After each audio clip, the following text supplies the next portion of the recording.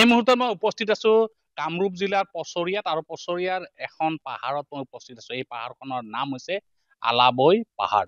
আৰু আলাবৈ পাহাৰ এইকাৰণে নামাকৰণ কৰা হৈছে যে ইয়াত মোগল আৰু আহোমৰ যি যুদ্ধ হৈছিল, ইয়াত প্ৰায় 10,000 সৈনিক শ্বহীদ হৈছিল আৰু যাৰ স্মৃতি যুগমীয়া কৰি ৰখাৰ বাবে ইতিমধ্যে অসমৰ মুখ্যমন্ত্ৰী ডক্টৰ হিমন্ত বিশ্ব শৰ্মাই পদক্ষেপ হাতত লৈছে। ইয়াত এটা স্মৃতিসৌধ নিৰ্মাণ হ'ব আৰু যি 10,000 সৈনিক শ্বহীদ হৈছিল ইয়াৰো স্মৃতি ইয়াত ৰাখিব আৰু তাৰ বাবে ইতিমধ্যে নিৰ্মাণ কাৰ্য কৰা হৈছে আৰু নিৰ্মাণ কাৰ্য অতি লেহেমীয়া হৈছে আৰু যাৰ পৰিপ্ৰেক্ষিতত ইয়াৰ পছৰীয়া ৰাইজ যথেষ্ট ক্ষোভিত হৈ পৰিছে। মই কেমেৰা পাৰ্চন অমলচক পোনপ্ৰথমে সামগ্ৰিক পৰিৱেশ এবাৰ নিউজ লাইভৰ দৰ্শকক দেখুৱাই ল'বলৈ কৈছোঁ। ইয়াৰ নিৰ্মাণ কাৰ্যৰ সময় আছিল 2.5 বছৰ, কিন্তু এতিয়া উকলি গৈছে প্ৰায় 6 মাহ আকৌ ইয়াত অতিক্ৰম কৰিলে আৰু যাৰ পৰিপ্ৰেক্ষিতত ইয়াৰ স্থানীয় ৰাইজ যথেষ্ট তেওঁলোকে প্ৰতিক্ৰিয়া ব্যক্ত কৰিছে। মোৰ লগত পছৰীয়াবাসী ৰাইজ আছে, তেওঁলোকৰ মুখৰ পৰা মই জানিব বিচাৰিছোঁ কি উদ্দেশ্যৰে এই স্মৃতিসৌধ নিৰ্মাণ কৰা হৈছিল বা কৰা হ'ব। ধন্যবাদ জনাইছোঁ আপোনালোকক আৰু লগতে আমাৰ স্থানীয় বিধায়ক তথা অসমৰ মুখ্যমন্ত্ৰী ডক্টৰ হিমন্ত বিশ্ব শৰ্মা ডাঙৰীয়াক আমি অভিনন্দন জনাইছোঁ। আমাক পছৰীয়াবাসীৰ লগতে গোটেই অসমবাসীকে ইমান ধুনীয়া এটা প্ৰকল্প আমাক উচুৰ্গা দিয়াৰ কাৰণে।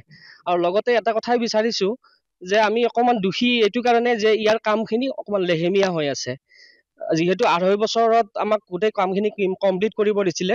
এইটো চেন্নাইৰ প্ৰজেক্টে লৈছিলে, ৰেংক প্ৰজেক্ট অফ ডেভেলপমেণ্ট বুলি এটা কোম্পানীয়ে, কিন্তু তেখেতসকলে বহুত লেহেমীয়া কৰি আছে। তাৰ কাৰণে আমি বহুত মানে দুখ প্ৰকাশ কৰিছোঁ। লগতে মুখ্যমন্ত্ৰী মহোদয়ক জনাওঁ যে অকণমান তেখেতে এইখিনি আমাৰ সৌধটো সোনকালে কৰিবৰ কাৰণে তেখেতে যাতে অকণমান অনুমতি প্ৰদান কৰে। কিমান শতাংশ কাম হৈছে? এতিয়া খুব বেছি কাম 30%হে কাম হৈছে, এতিয়াও 70% কাম বাকীয়ে আছে। যিহেতু 2.5 বছৰত শেষ কৰিব দিছিলে, এতিয়া হোৱা নাই কাৰণে অকণমান আমি দুখ প্ৰকাশ কৰি আছো।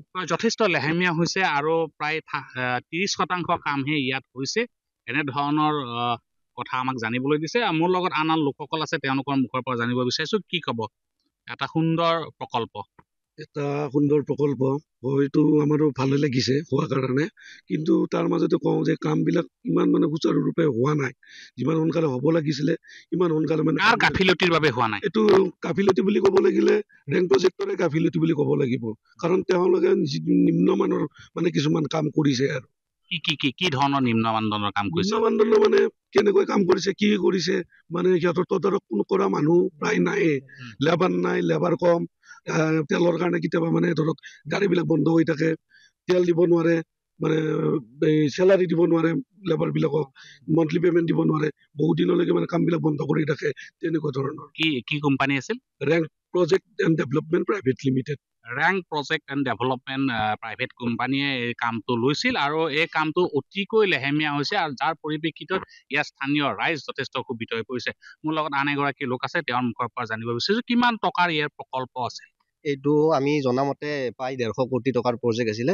এতিয়াতো আপোনাৰ 2.5 বছৰ হৈ গ'ল, এতিয়াও মোটামুটি 30% কাম সম্পূৰ্ণ হোৱা বুলি ভাবিব পাৰি। বাকীখিনি কাম বহুত লেহেমীয়া হৈ আছে আৰু কামখিনি সিহঁতৰ যিখিনি ইঞ্জিনিয়াৰ বা কৰ্মচাৰী আছে সেইখিনি আমি জনাত সিমান মানে ভাল এজন নহয়, যাৰ ফলত মানে কামখিনি আজি লেহেমীয়া গতিত। মুখ্যমন্ত্ৰীক কি আহ্বান জনাব? আমি মুখ্যমন্ত্ৰীক এইটোৱে আহ্বান জনাম যে তেওঁ কামখিনি সুচাৰুৰূপে যাতে ভালকে তদাৰক কৰি কামখিনি আগলৈকে ভাল হয় আৰু সোনকালে আমাক কামখিনি উলিয়াই দিব পাৰে। অসমবাসীৰ কাৰণে এইটো এটা গৌৰৱৰ বিষয়।